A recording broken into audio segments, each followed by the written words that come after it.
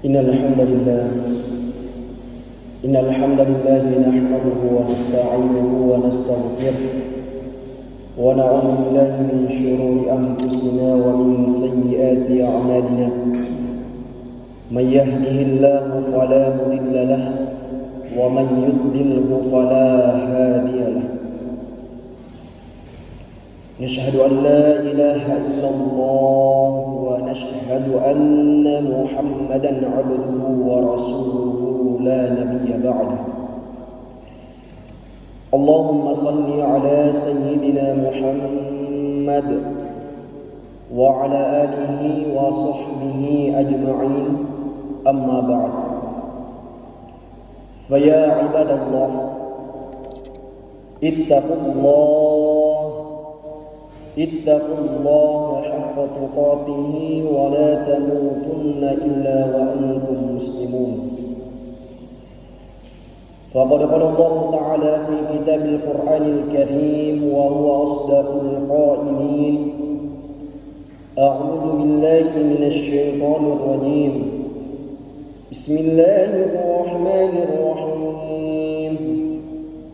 ومن الليل فتهجد به نافلة لك عسى أن يبعثك ربك مقاما محمودا. وقال أيضا: قال الله تعالى في حديث القدسي: إن الله تعالى يقول إني لأهم بأهل الأرض عذابا، فإذا نظرت إلى عمار بيوتي والمتحبين فيه والمستغفرين بالأسحار صرفت عذابي عنهم. وقال رسول الله صلى الله عليه وسلم: اللهم صل على سيدنا محمد في حديث: من أحب أن يبسط له في رزقه ويوسع له في أثره فليصل رحمه. صدق الله العظيم وبلغ رسوله النبي الكريم، ونحن على ذلك من الشاكرين والشاهدين والحمد لله رب العالمين. Ma'asyiral muslimin, sidang jamaah Jumat yang insyaallah dimuliakan dan dirahmati oleh Allah Subhanahu wa taala. Alhamdulillahi rabbil alamin. Inilah kalimat yang paling pantas kita ucapkan sebagai salah satu bentuk rasa syukur kita kepada Allah Subhanahu wa taala. Karena kita semua masih diberikan nikmat kesehatan, nikmat kesempatan, nikmat umur yang panjang, terlebihnya lagi yang dikatakan dengan nikmat iman, Islam dan ihsan. Banyak saudara kita di luar sana, Pak, yang sakit, terbaring sakit di rumah sakit, lantas tidak diberikan kesempatan oleh Allah untuk datang ke masjid melaksanakan salat berjamaah. Banyak saudara kita di luar sana yang sehat, akan tetapi tidak diberikan hidayah oleh Allah Subhanahu wa taala untuk beribadah kepada Allah Subhanahu wa taala.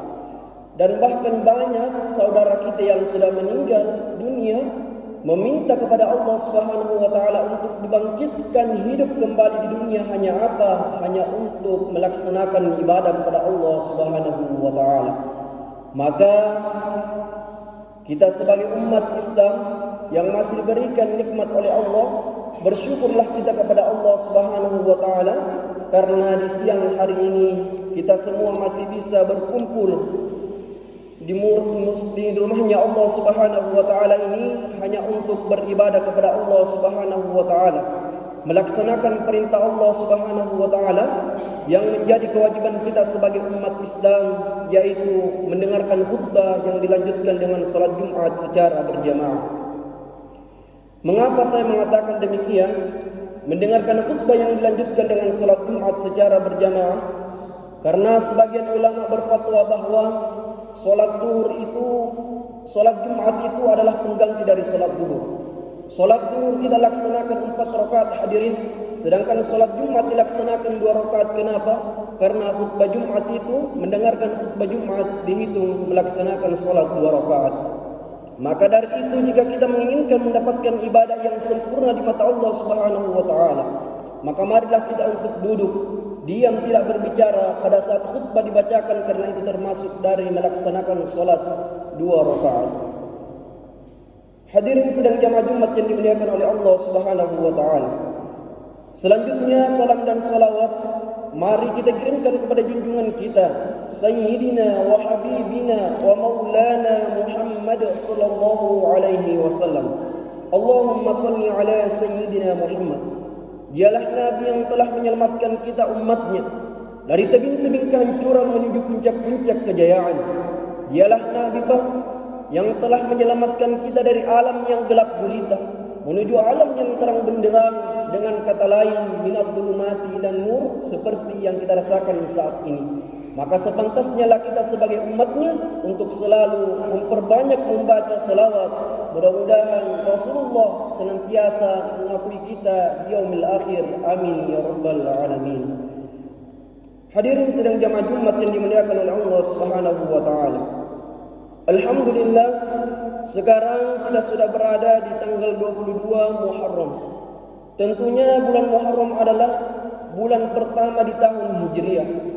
Maka dari itu kita sebagai umat Islam, bulan Muharram artinya bulan awal, maka marilah kita memulai tahun Hijriah yang baru ini dengan senantiasa bermuhasabah diri, mengintrospeksi diri kita, memperbaiki diri kita, yang di mana kebiasaan-kebiasaan buruk kita di tahun sebelumnya kita tinggalkan di tahun ini, dan kebiasaan baik yang kita lakukan di tahun sebelumnya kita tingkatkan di tahun ini, agar Allah Subhanahu wa taala senantiasa menurunkan keberkahannya kepada kita semua. Olehnya itu, pada kesempatan yang berbahagia ini ada 3 amalan yang dianjurkan oleh Allah Subhanahu wa taala untuk kita lakukan, agar bagaimana Allah Subhanahu wa taala senantiasa menjauhkan kita dari mara bahaya dan menurunkan keberkahannya kepada kita semua. Sebagaimana hadis qudsi yang saya bacakan tadi, Allah Subhanahu wa taala berfirman, "Inna Allah taala", sesungguhnya Allah Subhanahu wa taala yaqul, berfirman, "Inni la ahillu bi ahli al-ardi 'adaba", sesungguhnya aku ingin benar-benar mengazab semua penduduk yang ada di penjuru dunia ini. Jadi sebelum Allah menciptakan kita untuk hidup di dunia ini, sebenarnya Allah sudah berjanji ingin memberikan musibah, ingin memberikan azab kepada semua penduduk yang ada di penjuru dunia ini. Akan tetapi, apa yang menyebabkan Allah sehingga tidak jadi musibah tersebut, sehingga azab tidak jadi turun? Allah melanjutkan hadis qudsinya, "Fa idza nadartu ila ummari buyuti", dan apabila aku melihat hambaku memakmurkan rumahku, wal mutahabbina fiyah, senantiasa memperbaiki hubungan silaturahminya antar sesama manusia, wal mustaghfirina bil ashar, dan senantiasa memohon ampun di waktu subuh maupun di waktu lainnya, maka apa kata Allah, saraftu adzabi anhum, maka aku palingkan azabku dari mereka. Dari kesimpulan hadis qudsi ini, Allah Subhanahu wa taala memberikan kita 3 amalan. Jika kita lakukan amalan ini, Allah Subhanahu wa taala akan menjauhkan kita dari mara bahaya, dan Allah Subhanahu wa taala akan senantiasa menurunkan keberkahannya kepada kita semua. Yang pertama kata Allah, "Fa idza nadartu ila ummari buyuti", dan apabila aku melihat hambaku memakmurkan rumahku. Yang mana dimaksudkan rumahnya Allah? Al-Masjid Baitullah. Masjid adalah rumahnya Allah Subhanahu wa taala. Jadi semua masjid-masjid yang ada di penjuru dunia ini adalah rumahnya Allah Subhanahu wa taala. Termasuk masjid kita ini adalah salah satu rumahnya Allah Subhanahu wa taala, yang insyaallah jamaahnya senantiasa dimuliakan dan diberkahi oleh Allah Subhanahu wa taala. Apabila ada di dalam suatu kampung, hadirin, ada masjid yang dibangun, kemudian masjid ini senantiasa dipakai salat berjamaah, bertabarruk ila Allah, mendekatkan diri kepada Allah Subhanahu wa taala, berarti itu adalah salah satu pertanda bahwa kampung itu adalah kampung yang diberkahi oleh Allah Subhanahu wa taala. Bersama dengan penduduk kampung tersebut tentunya sudah diberkahi oleh Allah Subhanahu wa taala dan diberikan keselamatan oleh Allah Subhanahu wa taala. Namun sebaliknya, apabila ada di dalam suatu kampung ada masjid yang dibangun, kemudian masjid ini jarang dipakai untuk melaksanakan salat berjamaah, bahkan biasa di dalam suatu waktu tidak diazan, maka itu juga adalah salah satu pertanda bahwa kampung itu adalah kampung yang tidak diberkahi oleh Allah Subhanahu wa taala. Dan jangan heran hadirin, ketika Allah Subhanahu wa taala menurunkan azab kepada penduduk suatu kampung, perlu kita mengintrospeksi diri kita, Pak. Perlu kita melihat diri kita, apakah selama ini kita dekat dengan Allah Subhanahu wa taala dengan memakmurkan rumahnya? Maka dari itu, jika kita menginginkan untuk mendapatkan keberkahan dari Allah dan menginginkan untuk dijauhkan dari mara bahaya, maka marilah kita untuk senantiasa memakmurkan rumahnya Allah dengan cara salat berjamaah. Karena mau tidak mau, siap tidak siap, pasti kita akan kembali kepada rumahnya Allah Subhanahu wa taala. Pilihannya cuma dua. Pilihan yang pertama, kita gunakan kesehatan, kesempatan, umur yang diberikan oleh Allah untuk senantiasa menginjakkan kaki kita melaksanakan ibadah di rumahnya Allah dengan cara salat berjamaah, ataukah pilihan yang kedua, ke rumahnya jika Allah Subhanahu wa taala akan tetapi kita mami yang mau disolati. Maka dari itu, marilah kita manfaatkan kesehatan, kesempatan, umur yang diberikan oleh Allah Subhanahu wa taala. Karena Rasulullah sallallahu alaihi wasallam bersabda, "Salatul jama'ati afdalu min salatil fardhi bi 27 darajah." Salat berjamaah itu lebih baik daripada salat sendirian dengan perbandingan pahala 27 derajat. Artinya, satu kali kita melaksanakan salat subuh misalnya di rumah, maka kita cuma mendapatkan satu pahala atau satu derajat. Sedangkan satu kali kita melaksanakan salat subuh di masjid di rumahnya Allah Subhanahu wa taala, maka kita akan mendapatkan 27 pahala atau 27 derajat. Nanti sebanding pahalanya, jika 27 kali pergi salat subuh di rumah kita, baru sebanding satu kali melaksanakan salat subuh di rumahnya Allah Subhanahu wa taala. Begitu pula dengan ibadah salat-salat wajib lainnya. Begitu banyaknya pahala yang diberikan oleh Allah ketika kita senantiasa memakmurkan rumahnya Allah Subhanahu wa taala. Itu yang pertama.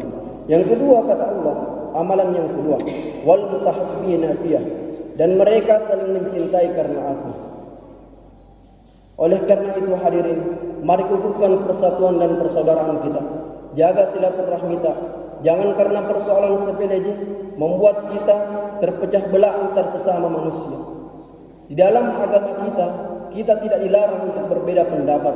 Tapi jangan karena perbedaan justru kita terpecah belah. Inilah yang dilarang dalam agama.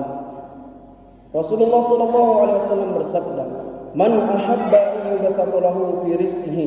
Barang siapa yang ingin dilapangkan rezekinya, kata Nabi, "wal mutahabbina fiyah," dan ingin dipanjangkan umurnya, kata Nabi, maka hendaklah ia untuk senantiasa memperbaiki hubungan tali silaturahmi antar sesama manusia. Ingat kata Nabi hadirin, la yadkhulul jannata qati'ur rahimin. Tidak akan masuk surga orang yang memutuskan hubungan tali silaturahmi. Meskipun bagaimana bagusnya ibadah kita, bagusnya salat kita, puasa kita, bahkan kita sudah datang di tanah suci untuk melaksanakan umrah maupun haji, lantas hubungan kita antar sesama manusia terputus, maka kita masih dipertimbangkan untuk masuk ke dalam surganya Allah Subhanahu wa taala. Begitupun sebaliknya, meskipun bagus hubungan tali silaturahmi kita antar sesama manusia, lantas hubungan kita kepada Allah tidak baik, maka kita juga masih dipertimbangkan untuk masuk ke dalam surganya Allah Subhanahu wa taala. Itulah di dalam agama kita diajarkan hablum minallah wa hablum minan nas. Memperbaiki hubungan kepada Allah dan memperbaiki hubungan antar sesama manusia. Kalau hablum minallah dan hablum minan nas sudah baik, insyaallah kita akan masuk ke dalam surganya Allah Subhanahu wa taala melalui ridhonya Allah Subhanahu wa taala. Itu yang kedua. Amalan yang ketiga kata Allah, wal mustaghfirina bil ashar, dan mereka yang senantiasa bangun di sepertiga malam melaksanakan qiyamul lail. Allah Subhanahu wa taala berfirman di dalam Al-Qur'an surah Al-Isra ayat 79, seperti ayat yang saya bacakan di muqaddimah tadi. Wa minal laili fatahajjad bihi nafilatan lak, dan pada sebagian malam lakukanlah salat tahajud sebagai suatu tambahan bagimu. Asa ayyab'atsaka rabbuka maqaman mahmuda. Mudah-mudahan Rabbmu, Tuhanmu mengangkat derajatmu ke derajat yang lebih tinggi. Oleh karena itu Pak, jika kita diberikan kesempatan ya Allah untuk bangun cepat di malam hari, marilah kita manfaatkan untuk senantiasa berdoa, beribadah kepada Allah Subhanahu wa taala. Karena waktu yang paling utama untuk memohon ampun kepada Allah dan meminta kepada Allah Subhanahu wa taala adalah di sepertiga malam, yaitu dari jam 1 sampai jam 4 subuh. Ketika kita meminta kepada Allah, kita berdoa kepada Allah Subhanahu wa taala, insyaallah doa-doa kita langsung sampai ke arsy Allah Subhanahu wa taala. Karena kenapa? Kurang orang yang berdoa di waktu itu. Begitu pula dengan jaringan. Kalau kita gunakan jaringan di sepertiga malam, pasti lancar jaringan kita. Kenapa? Karena kurang orang yang gunakan jaringan. Maka begitu pula jika kita beribadah kepada Allah Subhanahu wa taala, insyaallah doa-doa yang kita panjatkan akan langsung sampai ke arsy Allah Subhanahu wa taala, dan ampunan kita minta kepada Allah, Allah Subhanahu wa taala senantiasa juga mau mengampunkan dosa-dosa kecil kita. Olehnya itu, di setiap kesalahan mari kita iringi dengan ucapan kalimat istighfar, astagfirullahaladzim. Ketika kita mengucapkan kesalahan, iringilah dengan kalimat istighfar, insyaallah dosa-dosa kecil kita akan diampuni oleh Allah Subhanahu wa taala. Hadirin sidang jamaah Jumat yang dimuliakan oleh Allah Subhanahu wa taala. Sebagai kesimpulan, marilah kita untuk senantiasa meningkatkan ketakwaan kita kepada Allah Subhanahu wa taala, bermuhasabah diri, mengintrospeksi diri kita kepada Allah Subhanahu wa taala untuk menjadi pribadi yang lebih baik dengan cara mengamalkan 3 amalan yang paling dianjurkan oleh Allah, yaitu senantiasa memakmurkan rumahnya Allah dengan cara salat berjamaah, senantiasa memperbaiki hubungan tali silaturahmi kita antar sesama manusia, dan senantiasa memohon ampun kepada Allah Subhanahu wa taala baik di waktu subuh maupun di waktu sepertiga malam utamanya. Mudah-mudahan Allah Subhanahu wa taala senantiasa mengampuni dosa-dosa kita dan memberikan keberkahan kepada kita semua, dan Allah menjauhkan kita dari mara bahaya. Amin ya rabbal alamin. Barakallahu li wa lakum fil Qur'anil Karim wa nafa'ani wa iyyakum bima fihi minal ayati wa dzikril hakim wa taqabbalallahu minni wa minkum tilawatahu innahu huwas samiul alim wastaghfiruhu innahu huwal ghafurur rahim.